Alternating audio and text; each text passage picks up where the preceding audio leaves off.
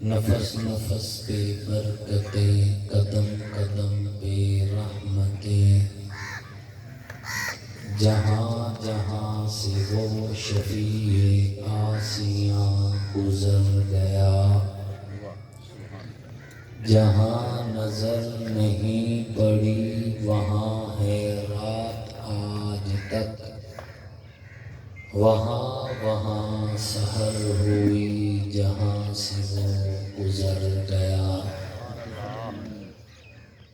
واجب سب تکریم محسنین ملت علماء کرام، لائق سب تکریم قراء اعظام، نہایت ہی سعادت مند ثناخوان رسول عربی صلی اللہ علیہ وآلہ وسلم، اللہ اور اس کے آخری پیغمبر حضرت محمد مصطفیٰ علیہ الصلوۃ والتسلیم کی نبوت، ختم نبوت پر ایمان رکھنے والے توحید و سنت کے علم برداروں، صحابہ کے غلاموں، اہل بیت کے حبداروں،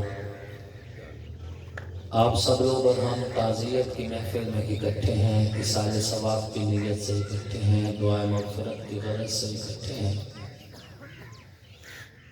اللہ رب العزت حاجی محمد اسلم بنگرہ کی اہلیہ محترمہ کی کامل بخشش فرمائے، اس کی قبر کو منور فرمائے، اس کی روح کو، اس کے جسم کو ہر وہ راحت اور سکون نصیب فرمائے جس کا اللہ اور اللہ کے رسول نے اس امت کے مرحومین سے وعدہ فرمائے۔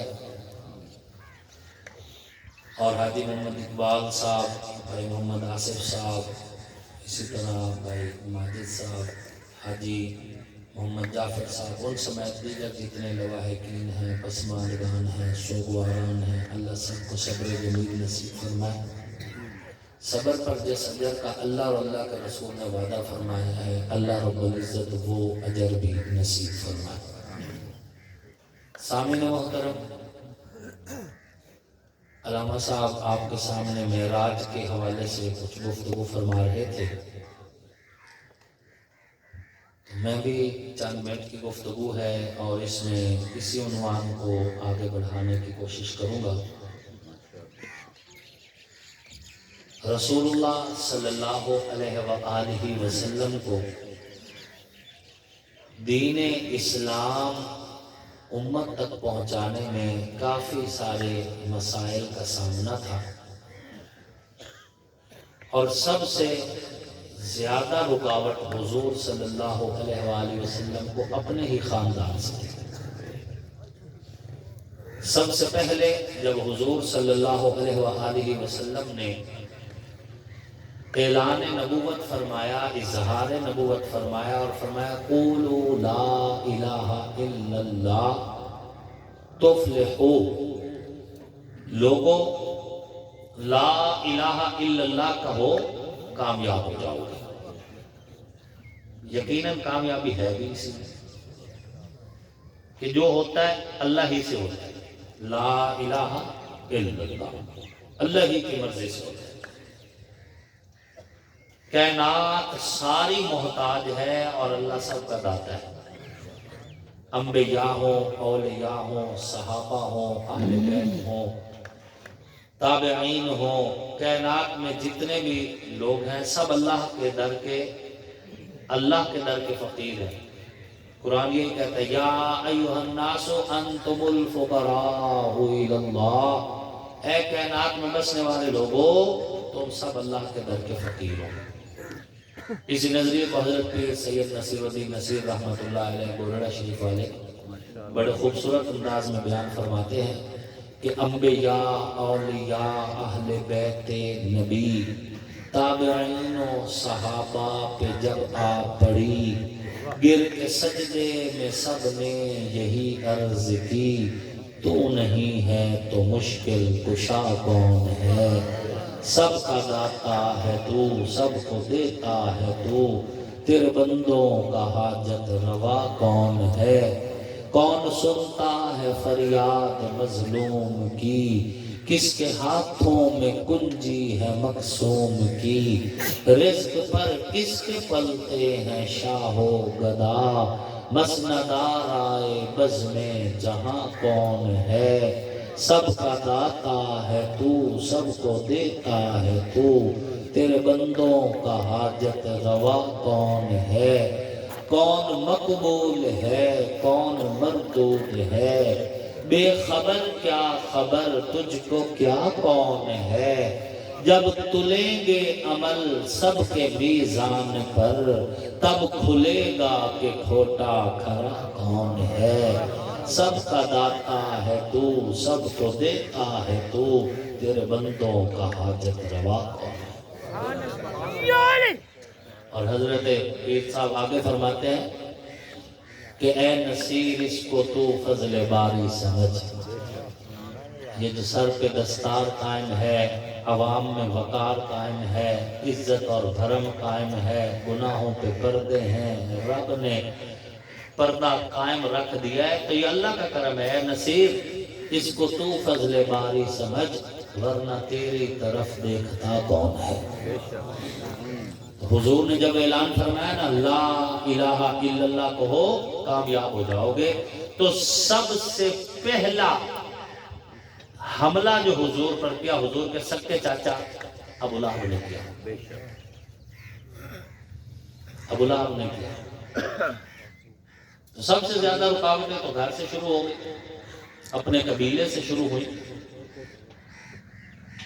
حضرت یوسف علیہ السلام کو سب سے زیادہ رکاوٹ اپنے گھر سے، اپنے بھائیوں سے شروع ہوئی۔ لیکن ان تمام مصائب میں کوئی کہتا حضور کے بارے میں کہ یہ جادوگر ہے، نعوذ باللہ، کوئی کہتا ہے ان پر سایہ ہو گیا ہے، ان پر ایک جن آتا ہے، حضرت جبرائیل آتے تھے نا، وہ کہتے ہیں کہ جن آتا ہے ان کو آ کے باتیں بتا کر جاتا ہے۔ کبھی حضور علیہ الصلوۃ والتسلیم کے بارے میں کہنے لگتے کہ اس کی تو نرینہ اولاد ہی نہیں ہے، چند سال اس کو برداشت کر لیتے ہیں، بعد میں اس کا کس نے نام لے گا، ختم ہو جائے گی بات۔ تو کوئی ایسا موقع نہیں جانے دیتے تھے جس میں حضور کو ذہنی تکلیف نہ دے، جسمانی تکلیف نہ دے۔ ایک سال ایسا آیا جس سال کو عام الحزن کہتے ہیں، غم کا سال، کہ اسی سال میں حضور صلی اللہ علیہ وآلہ وسلم کی اہلیہ محترمہ سیدہ کائنات سیدہ بی بی فاطمہ زہرا سلام اللہ علیہا کی والدہ محترمہ جناب سیدہ خدیجہ الکبریٰ سلام اللہ علیہا، ان کا وصال ہو گیا، اسی سال میں ان کی وفات ہوئی۔ پھر اسی سال میں حضور صلی اللہ علیہ وآلہ وسلم کے چچا جناب حضرت ابو طالب کی بھی وفات ہو گئی۔ تو یہ دو صدمے اچانک جو حضور صلی اللہ علیہ وآلہ وسلم کو پہنچے، اور ادھر سے شریکوں کے تانے، روز نئی باتیں، ان کی وجہ سے دل غمگین، ادھر حضور کے یہ دو قریبی رشتے کہ بیوی بھی فوت ہو گئی، اور بیوی بھی کون سی کہ سب سے زیادہ تسلی دینے والی حضور کے حضرت خدیجہ الکبریٰ تھی۔ سب سے پہلی تسلی انہوں نے کہا اللہ آپ کو کیسے تنہا چھوڑے گا، آپ غریبوں کی مدد کرتے ہیں، مسکینوں کے کام آتے ہیں، بھوکوں کو کھانا کھلاتے ہیں، اور جو بندہ ایسا کام کرے اللہ اسے تنہا نہیں چھوڑتا۔ تسلی دی۔ جب حضور علیہ السلام پر پہلی وحی آئی تو حضور علیہ السلام تھوڑا اس وحی کی وجہ سے گھبرائے، تو آپ علیہ السلام گھر میں پہنچے اور فرمایا زملونی، مجھے کمبل اڑا دو، مجھے سردی لگ رہی ہے، کمبل اڑا دو۔ پھر اپنا حالات بیان کیے کہ اس طرح میرے اوپر ایک جو ہے فرشتہ آیا اور اس نے میرے سامنے وحی پیش کی ہے۔ تو حضرت خدیجہ الکبریٰ نے فرمایا آپ کیوں پریشان ہوتے ہیں، آپ غریبوں کی امداد کرتے ہیں، مسکینوں کے کام آتے ہیں، آپ بھوکوں کو کھانا کھلاتے ہیں، اللہ آپ کو تنہا نہیں چھوڑے گا۔ حضور صلی اللہ علیہ وآلہ وسلم آخر عمر تک حضرت خدیجہ الکبریٰ کا ذکر فرماتے، اور جب حضور حضرت خدیجہ کا ذکر فرماتے حضور کی آنکھوں سے آنسو نکل آتے تھے۔ آخر وقت تک فرماتے تھے میری خدیجہ بڑی اچھی تھی، جب خاندان والوں نے مجھے چھوڑ دیا خدیجہ نے میرا ساتھ دیا، جب لوگوں نے اپنا ہاتھ مجھ سے روک لیا خدیجہ نے اپنے خزانے میرے قدموں میں رکھ دیے۔ آخر وقت تک اپنی بیوی کی تعریف کرتے رہے حضور صلی اللہ علیہ وآلہ وسلم. اور بیوی اچھی ہو تو تعریف کرنا یہ نمردی کی علامت نہیں ہوتی، یہ مردانگی کی علامت ہوتی ہے کہ اپنی بیوی کی عزت کرنا اور بیوی کو عزت دینا. یہ بات ذہن میں رکھیں. کوئی اگر بیوی کو عزت دے تو اسے رنو نہیں کہا جاتا ہے، عزت دار ہی عزت دیتا ہے، عزت دار ہی عزت دیتا ہے. اور اسی سال حضور کے چچا جناب حضرت خواجہ ابو طالب جو ہیں ان کی بھی وفات ہو گئی. حضرت خواجہ ابو طالب حضور صلی اللہ علیہ وآلہ وسلم سے بڑا پیار فرماتے تھے اور حضور علیہ السلام ان سے بڑا پیار فرماتے تھے. یہاں تک کہ جب تک حضور دسترخوان پر نہ آتے حضرت خواجہ ابو طالب نہ خود کھانا کھایا کرتے تھے نہ خاندان والوں کو کھانے دیتے تھے. تو وہ بھی اسی سال وفات ہو گئی عام الحزن. دل غمگین ہے. اس غمگین دل میں جب دو اپنے پیارے رخصت ہو چکے ہیں تو اللہ رب العزت نے حضور صلی اللہ علیہ وآلہ وسلم کو سیر کروا کر حضور کا غم دور کیا.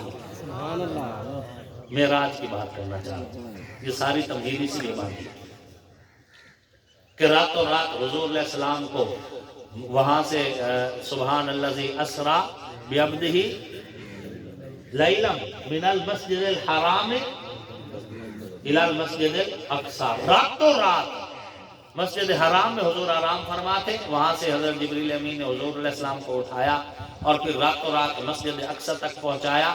پھر سارے نبیوں سے حضور کی ملاقات کروائی. پھر حضور علیہ السلام کو عرشوں کی سیر کروائی، رف رف کی سواری الگ کروائی، سدرۃ المنتہا کا مقام الگ دکھایا. اللہ رب العزت نے براق کی سواری بھی کروائی. جبریل علیہ الصلوۃ والتسلیم چاہتے تو حضور کو خود ہی اٹھا کے پھرتے، لیکن براق بھجوا دیا اللہ نے تاکہ حضور علیہ السلام براق کی سواری کو علیحدہ انجوائے کریں، جبریل کی معیت کو علیحدہ انجوائے کریں. پھر رف رف کی سواری علیحدہ دے دی. ایک مقام ایسا آیا جہاں جبریل بھی رک گئے، کہا یا رسول اللہ ایک پر بھی اٹھاتا ہوں تو جل جاتا ہے. وہاں سے آگے اللہ رب العزت نے اپنی قدرت سے حضور کو اوپر اٹھایا اور وہ خاص طاقت اللہ کی جس سے اللہ نے بغیر کسی سہارے کے حضور کو اوپر اٹھائے، اس خاص طاقت کو کائنات میں اگر کسی نے دیکھا تو صرف محمد کی ذات نے دیکھا صلی اللہ علیہ وآلہ وسلم. اور یہی وجہ ہے اہل سنت والجماعت کا یہ عقیدہ ہے کہ حضور صلی اللہ علیہ وآلہ وسلم کی بصارت جتنی بصارت بھی کسی کی نہیں، حضور کی سماعت جتنی سماعت بھی کسی کی نہیں، حضور کے علم جتنا علم بھی کسی کا نہیں، حضور کی ذات جیسی ذات بھی کسی کی نہیں، حضور کی بات جیسی بات کسی بھی کی نہیں. حضور علیہ الصلوۃ والتسلیم جب چلتے تھے نا تو حضور صلی اللہ علیہ وسلم نے صحابہ سے فرمایا خلو ظہری للملائکہ، اے صحابہ میرے پیچھے تھوڑا وقفے سے چلا کرو کیونکہ میرے قدموں کے ساتھ ساتھ فرشتے چلتے ہیں، ان کی جگہ خالی رکھا کرو. خلو ظہری للملائکہ. اور حضور علیہ الصلوۃ والتسلیم نے فرمایا کہ جب آسمان اپنی جگہ بدلتا ہے تو اس کے آسمان کے جگہ بدلنے کی جو آواز آتی ہے میں زمین پر بیٹھ کر وہ آواز بھی سنتا ہوں. کس نے انکار کیا حضور کی سماعت کا؟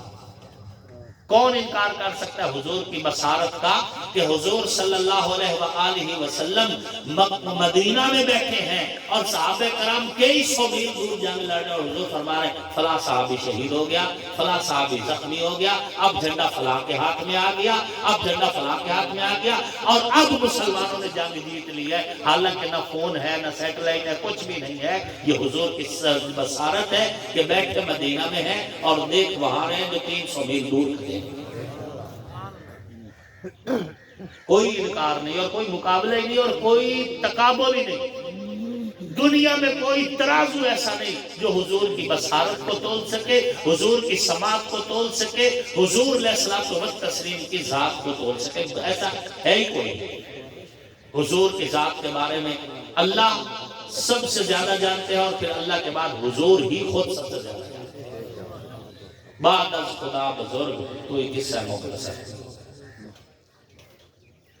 کہ جس رب کو موسیٰ کلیم جیسا لاڈلا پیغمبر نہ دیکھ سکے اور اس کی صرف ایک تجلی گرے کوہ طور پر اور طور اس تجلی کو برداشت نہ کر سکے اور موسیٰ علیہ الصلوۃ والتسلیم زمین پر گر پڑے، اس رب کو حضور نے آمنے سامنے بیٹھ کے دیکھا ہے اور گفتگو بھی کی ہے۔ اللہ پاک فرماتا ہے ثم دنا فتدلی فکان قاب قوسین او ادنا، اللہ نے حضور کو اور قریب کیا، پھر اور قریب کیا، پھر اور اتنا قریب کیا جتنا کمان کے دو کونوں کے درمیان دھاگا نہیں ہوتا، بس اتنا فاصلہ خدا اور مصطفیٰ میں رہ گیا۔ بس قرآن یہ کہہ رہا ہے کمان کے اندر دو کونے ہوتے ہیں۔ آج کل جو ارطغرل دیکھنے والے لوگ ہیں ان کو بڑا پتہ ہے کہ تیر کمان کیسا ہوتا ہے، اس میں جو دھاگا، اس دھاگے جتنا فاصلہ خدا اور مصطفیٰ میں رہ گیا اور کچھ نہیں رہا، اتنا یہاں تک کہ اللہ کا عرش بھی نیچے رہ گیا، حضور اللہ کے عرش سے بھی اوپر تھے۔ تو حضور کا غم دور کرنے کے لیے اللہ رب العزت نے حضور کو معراج کروائی، جنت کی سیر کروا دی، موسیٰ کلیم سے بار بار ملاقات کروا دی، نبیوں کی امامت دے دی، سارے نبی صف میں تھے، حضور مصلی امامت پر تھے، امامت دے دی۔ آخری بات کہتا ہوں، اللہ رب العزت نے جب حضور صلی اللہ علیہ وآلہ وسلم کو معراج کے لیے بلوایا تو جب حضور اور اللہ رب العزت کی ملاقات ہوئی تو اللہ رب العزت نے پوچھا اے میرے پیارے پیغمبر بتا آج تجھے کیا لقب دوں؟ توجہ کریں میرے طرف، آج تجھے لقب کیا دوں؟ تو حضور صلی اللہ علیہ وآلہ وسلم نے فرمایا اے میرے رب، جب زمین پر تھا تو مقابلہ شریکوں سے تھا،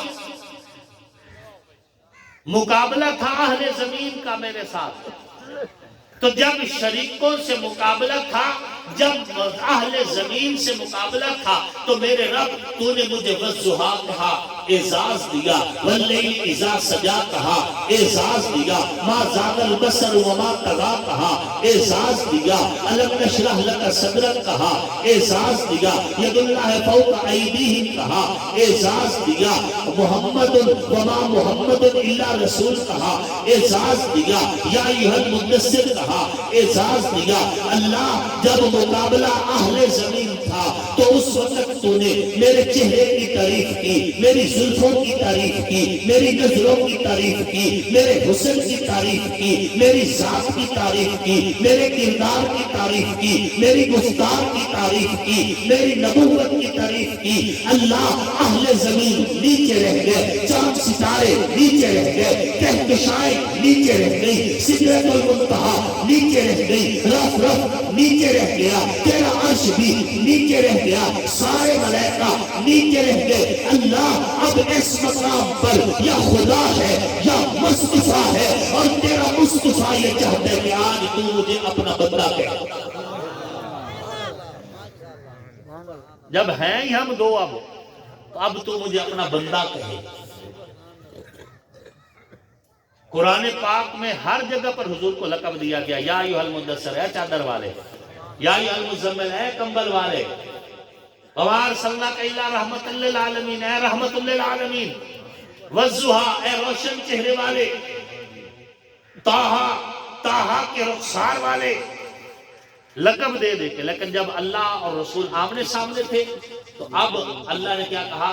سبحان الذی اسری بعبدہ، پاک ہے وہ رب، پاک ہے وہ ذات جو لے گئی راتوں رات اپنے بندے کو، رسول بھی نہیں کہا، کوئی لقب نہیں دیا، بندہ کہہ کے بلایا۔ اوحا الی عبدہ ما اوحا، اور اللہ نے بات کی اپنے بندے سے جو چاہی، لقب نہیں۔ وجہ کیا ہے؟ زمین پر حضور ہے تو لقب دیا اللہ نے، عرش بری پر کیوں نہیں لقب دیا؟ ڈیمانڈ یہ حضور کی تھی کہ اے اللہ تو مجھے اپنا بندہ کہہ، اور بندہ ہونا یہ بہت بڑی بات ہے۔ بہت بڑی بات ہے۔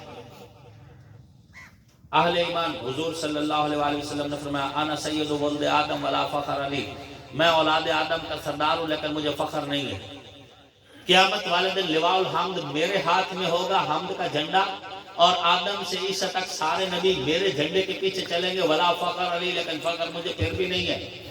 یا کوئی کونسلر بن جائے فخر کرتا ہے، نمبردار بن جائے فخر کرتا ہے، ایم پی اے بن جائے فخر کرتا ہے، ایم این اے بن جائے فخر کرتا ہے، منسٹر بن جائے فخر کرتا ہے، چھوٹا موٹا عہدہ جب بھی ملتا ہے لوگ فخر کرتے ہیں۔ حضور کو ساری کائنات کی سرداری ملی ہے، لیکن حضور فرماتے ہیں ولا فخر علی، مجھے کوئی فخر ہے۔ وجہ کیا ہے؟ فخر تب ہوتا ہے جب بندے کی اوقات سے زیادہ ملے۔ مثال کے طور پر مجھے خانہ کعبہ میں اگر امام مسجد یہ کہہ دے کہ آج کی نماز تو پڑھا دے، تو میں ساری زندگی کہوں گا مجھے فخر ہے کہ میں نے کعبہ میں ایک نماز پڑھائی، حالانکہ میں اس کے لائق نہیں تھا۔ تب فخر کیا جاتا ہے جب بندے کو اپنی حیثیت سے بڑا عہدہ ملے۔ حضور کو سرداری ملی ہے، حضور فرماتے ہیں کوئی فخر نہیں، کیونکہ سرداری حضور کی ذات سے بڑا عہدہ نہیں ہے۔ یہاں سرداری کو فخر ہے کہ حضور سے نسبت ہے، اور پوری زندگی میں حضور نے ایک بار بھی فخر نہیں کیا، ذمہ داری سے کہہ رہا ہوں، ایک بار بھی فخر نہیں کیا، اور زندگی میں صرف ایک بار فخر کیا ہے۔ بتا دو سبحان اللہ، سنا دو زور سے، شوق سے، محبت سے، وجد سے، ایک بار صرف فخر کیا پوری زندگی میں، اور وہ کس بات پہ فخر کیا؟ الفقر و فخری، حضور نے فرمایا فقیری میرا فخر ہے، فقیری میرا فخر ہے۔ فقر پہ فخر کیا ہے، سرداری پہ فخر نہیں کیا۔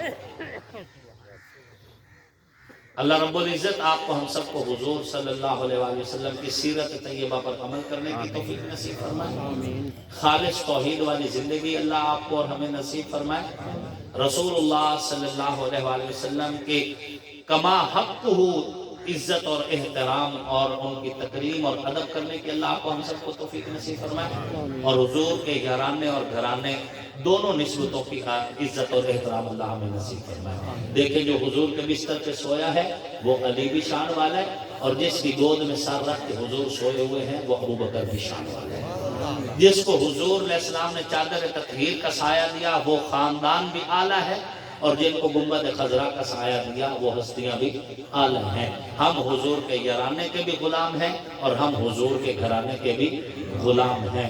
شاعر دی نشیری ہے، نہ فن پارا ادیبہ دا، نہ گل کے خطیبہ دی، نہ جھولا ہے نقیبہ دا، عداوت ہے نہ رولا ہے، تکیہ ہے نہ اولا ہے، علی نو پیر مندہ ہاں نبی دا ویر مندہ، علی تاثیر ایمان دی، علی تفسیر قرآن دی، علی ہے سوز جرت دا، علی شمشیر یزدان دی، علی حیدر دی الفت نو میں فرض اپنا بڑا چھڑے، نبی مولا دے آکھن تے علی مولا اکھا چھڑے۔ علی میرا رہبر ہے میں نوکر اس دے بچیاں دا، میرا کلمہ عقیدہ بھی ہے صدقہ سچے سچیاں دا، علی دا شان مجمع نو خدا زامن سنا چھڑے، نبی مولا دے آکھن تے علی مولا اکھا چھڑے۔ نبی دی آل دا نوکر میں ہک بال دا نوکر، کہ گل دو چار دے دی نہیں میں سالہ سال دا نوکر، نبی دی آل دے بارے عقیدہ میں دسا چھڑے، نبی مولا دے آکھن تے علی مولا اکھا چھڑے۔ لکھا آصف قصیدہ ہے رکھی نہ گل پوشیدہ ہے، نبوت تو شنیدہ ہے، علی مولا عقیدہ ہے، وما علینا الا البلاغ المبین۔